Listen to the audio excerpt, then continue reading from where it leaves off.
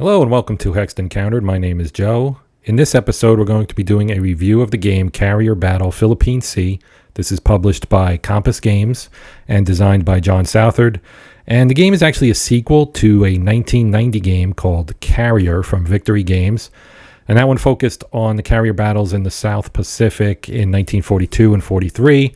This one, as you might guess from the name, covers the Battle of the Philippine Sea, which is the largest carrier battle in history. So this is a really strong game. I really enjoyed it. It's a solitaire game, and it's done really, really well. And I would say one of the strengths of this game is how it breaks down its mechanics into manageable pieces through programmed learning. And that makes it really accessible for players to learn it and master, how the game works. So the game scenario booklet is the driver of this, and it provides a tutorial style approach. With the first 5 scenarios are all basically tutorial scenarios that introduce players to different aspects of the game, and they isolate those different aspects so you learn one chunk at a time. For example, in scenario 1, the players will learn the rules of air-to-air combat through an interception mission where your U.S. fighters are intercepting some Japanese planes. And so you'll learn exactly how air combat works.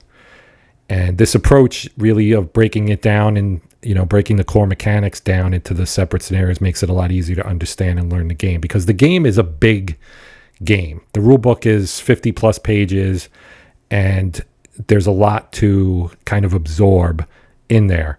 And none of the mechanics are really all that complex, but there's so much to remember as you go through everything that I think that the approach that Jon Southard took in designing the programmed learning for this game really works.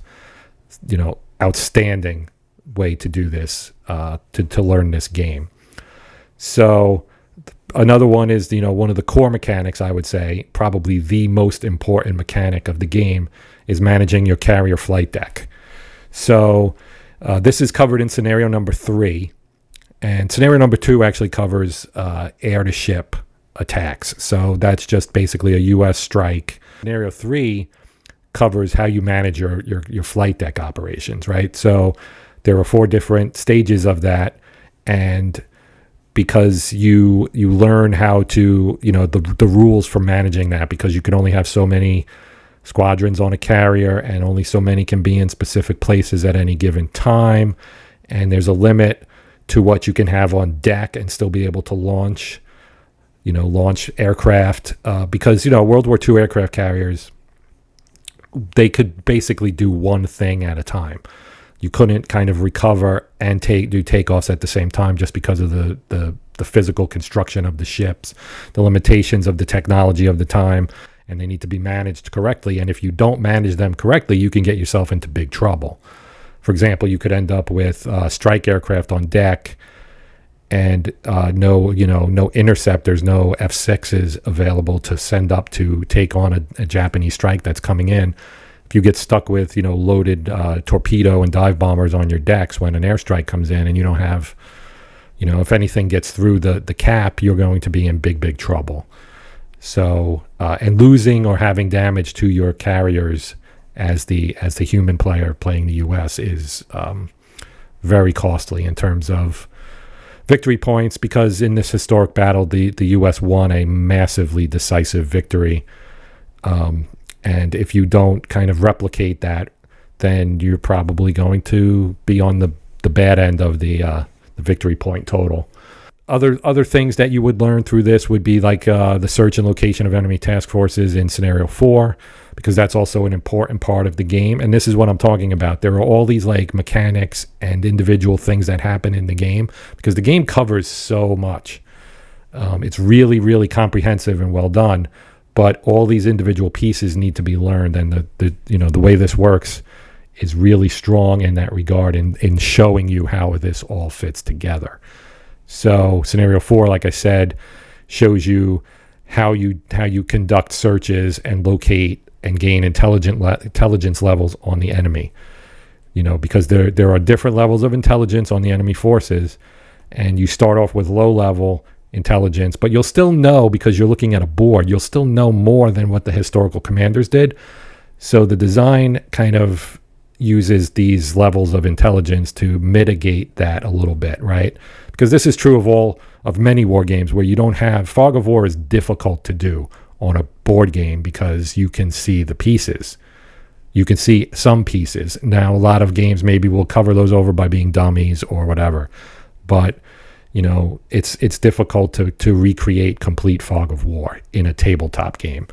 And I think the way that they've done it is really well done as well.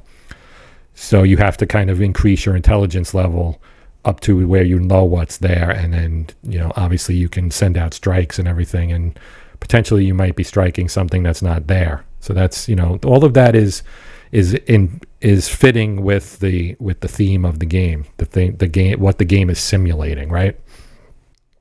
So as I mentioned, the rule book of this game is pretty lengthy, but the mechanics, as I also mentioned, are reasonably straightforward and easy to understand. And the program learning approach really helps players grasp the different aspects of the game gradually, so that when you get to scenarios 6, 7, 8, 9, which are the game scenarios, it'll be accessible to you, and you'll know what you're doing. Now, as far as the scenarios themselves, you get scenario 6 is the first day of the battle. There were 2 days in the battle, so June 19th would be the first day. That's scenario 6. Scenario 7 is June 20th, the second day. Then scenario 8 is the entire battle. So that's your whole boat. You get June 19th and 20th, fight out the whole battle.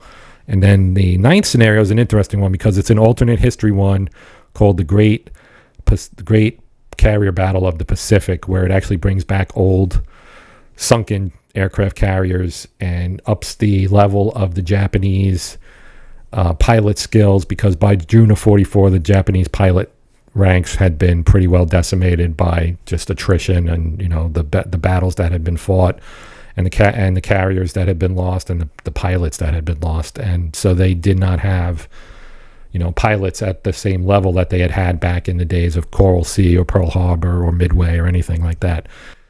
So the game models that as well. There are 2 different tables for air-to-air combat, one for the American forces and one for the Japanese forces, that kind of reflect the different, not only the different skills of the pilots, but also the different capabilities of the aircraft themselves. So as I mentioned, this game is really well done. I really enjoy it. And so I think to sum this all up, Carrier Battle Philippine Sea, really well-designed solitaire war game that offers a challenging and immersive experience. The way the program learning introduces each of the mechanics and the depth of the strategies of managing your flight decks and doing your searches, that all works really well and makes this a lot of fun to play and fairly easy to learn, considering how complex the entire game is as a whole. So, other things I didn't mention, there are submarines in the game, surface forces, all kinds of things. So, if you enjoy solitaire war games and you're not afraid of a little bit of complexity, and are willing to go through the learning process through the learning scenarios, this game is a definite pickup, especially if you're into, naval warfare, Pacific War stuff. It's just an excellent game. So that is going to do it. Thanks as always for watching. I appreciate it. Please consider liking, sharing, and/or subscribing if you would. That would be great. But either way, I hope you got something out of the video. And if you're, like I said, if you're looking for a good solitaire game, this is one to definitely have on your radar, so to speak. So until next time, my name's Joe. This has been Hexed Encountered, and happy gaming.